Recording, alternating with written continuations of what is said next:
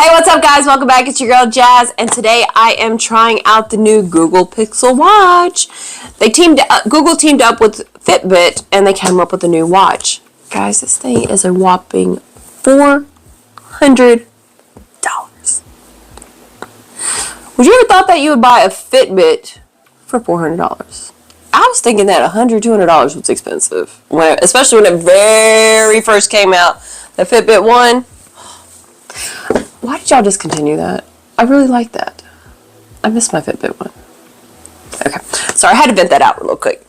So it ranges between $350 to $400, and I say that range only because it depends on if you're going to sync it up with your phone and your 4G LTE connection with it, and that's what's going to bump it up to $500 or to $400. Excuse me. However, keep in mind, this is all straight from the Fitbit website, the prices that I'm quoting. So it is a possibility of there being other websites, Amazon, you know, Walmart. Everybody shops on Walmart, so I mean Amazon. So why wouldn't it be on Amazon? So yeah, there may be cheaper prices, but I just went straight to the source of Fitbit. So $400. Alright, so I went ahead and it's already been charged up. Okay. Alright, let's go ahead and open this baby up.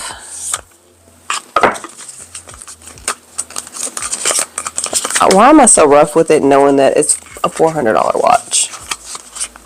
Ah, there it goes. Now it's open. So it does come with a small and large band. My blue hair is everywhere. So you can change them out. So if you are a giant and you wear the large, or if you are a little person or have baby wrists like me, you're going to need the small. Alright, first of all, I'm curious. I do not like this new band. I don't know why it bugs me. That's probably why I've stuck with my Fitbit for forever. I have the Versa 2. Alright, is it super easy to take off the band? Let's see. Because I know that's what question that you guys are going to have. How do you take this off? I'm pretty sure there's instructions on this. Alright, so I'll worry about that in a little bit. I do like the easy, just slide on charger for starters. Especially you're just going to have to throw it on there. Oh, it's magnetized too. Which makes it even easier to charge, which I really like. And it is the Type-C charging port thingy. So this is what they call the matte black stainless steel, and this is one of the colors that it comes in.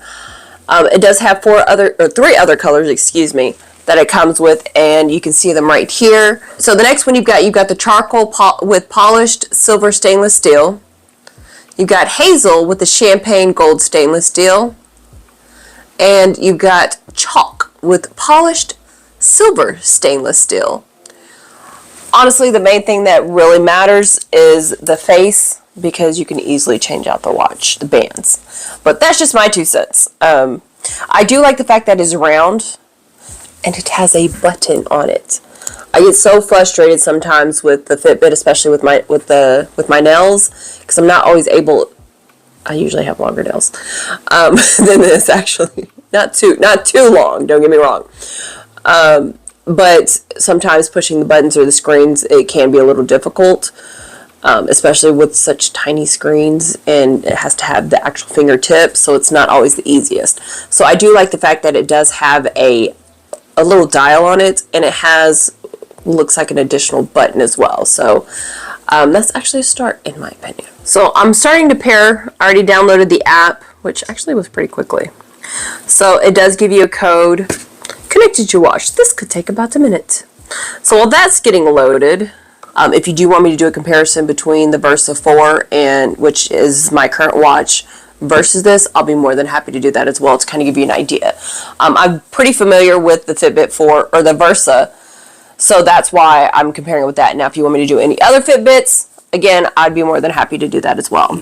I do know that it has a battery life of 24 hours, so that's pretty good. Of course, it depends on how much text messages or what you get sent to your watch.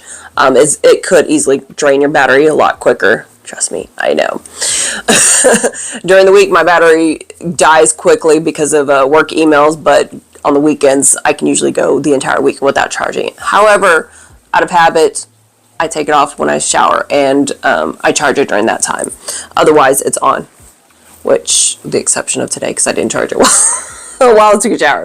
All right, so I'm going to go ahead, while my phone is charging, I'm going to go ahead and start talking about a couple of the features on the watch. So, as all Fitbits, they do track your steps and everything like that. So some of the features that it has, just like all the other Fitbits, or at least the majority of them, because I'm pretty sure like the kids ones, they may not have the heart rate and things like that. But this one does have the most advanced heart rate tracking of all the Fitbits. And somehow it's supposed to be programmed to tell you whether you're able to, if you're ready to work out. I'm not sure exactly how that's going to work, but it's going to tell you whether, you know, like whether you've had your body rest enough for, from I guess your past workout yesterday or whatever, which I'm very curious to figure out how that works and what exactly is that going to be. So I'm definitely going to be wearing this for the next probably week or two to kind of test it out, and that way I'll be able to give you guys a better feedback of how I like it and dislike it. So this is pretty much just an introductory video, so just be prepared for that. And just so you guys know, this version is the top notch, the $400 version, which is going to be able to use the 4G LTE to be able to make calls and things like that. So I'm curious about that and seeing how that's going to work. It is 4G LTE, not 5G. I know everything is 5G, so I do want to let you guys know specifically that it wasn't a user error. It is actually written that it is 4G, not 5, which is kind of frustrating. Can we get an upgrade? It's a brand new watch. It hasn't even been out a year yet. And why is it only 4? Okay, sorry. I guess maybe there's still some kinks out that need to be worked out. I don't know. It does have GPS on it as well, so if you are running outside or active outside, it can track you on that as well, which is also great as a safety feature as well, if you think about it that way, especially if you are going out and about.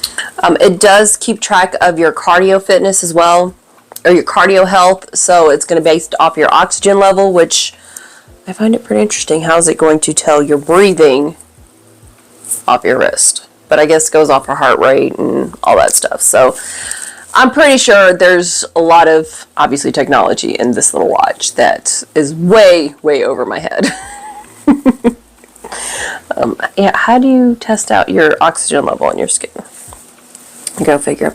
It is water resistance up to 50 meters as well. So for those swimmers or those that's, hey, I'm no judge, that are very sweaty, guilty, you don't have to worry about damaging your watch or anything like that. So that's something that's great because I do plan on spending a lot of time in the pool this summer. They also have something called smart tracking on here. If you're not familiar with it, it's going to automatically, based off your heart rate, I'm guessing, is going to assume that you're doing certain activities, whether it be running, biking. It's going to go ahead and detect that and start tracking that for you. So if you start riding your bike, on your trail, and you're halfway through, you're like, oh man, I forgot to track my trail. Then pretty much it's going to, it should already go ahead and connect for you. But of course, we all know technology isn't 100% perfect on that.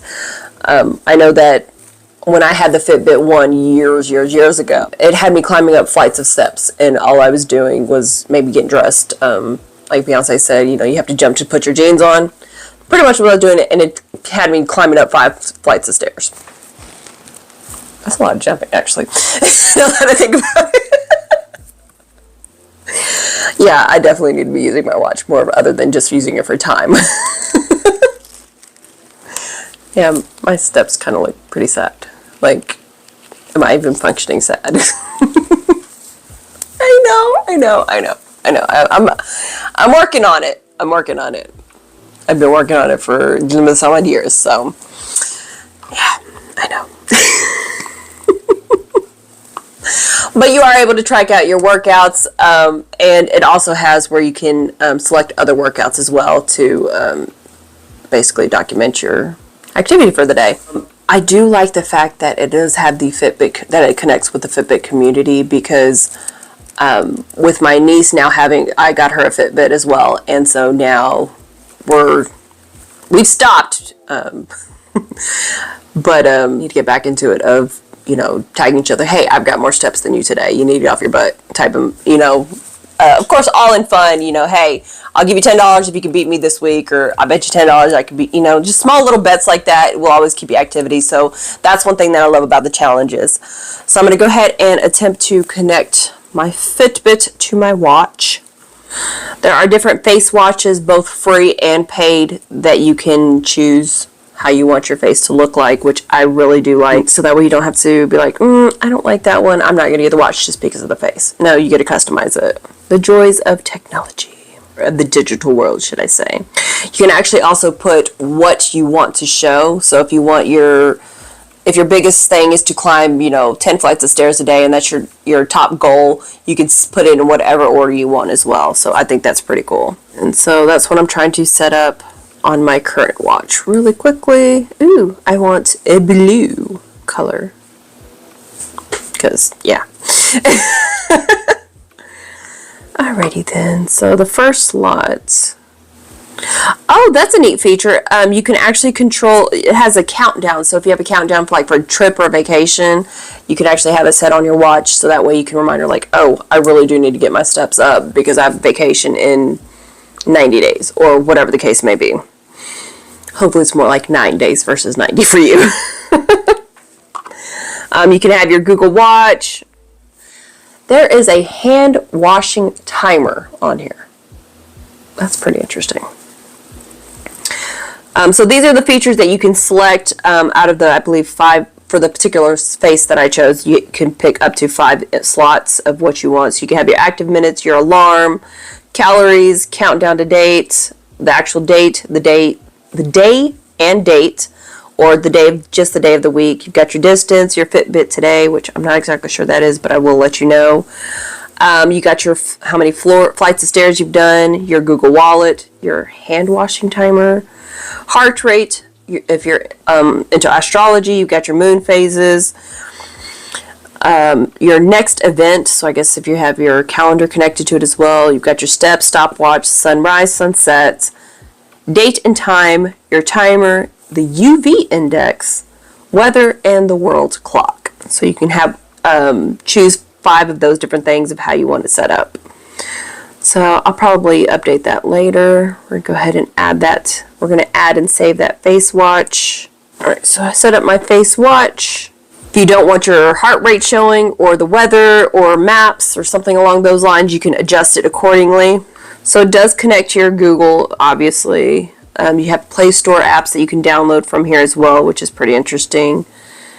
And then I'm going to figure out how to do the how to connect to the internet and all that stuff directly through my watch, because as I mentioned, that's the version that I purchased. So as far as battery life, I did mention that briefly earlier. It lasts for give or take about 24 hours. Again, that also depends on what you have coming into your watch. So if you're using the internet a lot, I'm pretty sure that's going to drain your battery life. So just kind of keep that in mind. However, as far as charge time goes, somewhat lengthy. Depends on how long you charge it for, of course. I try not to kill my battery. But the charge time from 0 to 50% is only 30 minutes. So easily, you know, you're getting it ready in the morning, throw it on the charger, and by the time you're ready to go, it'll be done. Or if you need between 0 to 80%, it's going to be about 55 minutes to an hour, give or take. And for a complete from dead battery won't turn on to 100%, it's going to be about 80 minutes. So not too long, but of course, shorter time the better. But it is getting better as far as the speed goes in charging. So I know there are tons of features on here that I have not covered just yet, but I do want to play around with the watch and kind of get a little bit more familiar with it, because as you've seen, I just opened it up. Haven't had a chance to play with it, downloaded the app and everything like that. So I'm going to go ahead and cut this short. Overall, looks pretty nice, pretty lightweight, but also feels pretty sturdy. So that's one thing that I really do like. And like I said, I will go over more features on the second round once I'm a little bit more familiar with it. So that way I can educate you guys as well and tell you the things that I do and do not like about it. But if you want to see more, or if you have any questions before I do my second video, go ahead and drop them down below. I'd be more than happy to help you and answer them as much as I can.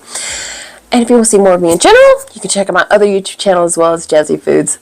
And in the meantime, stay tuned and stay jazzy. Thanks for watching, guys.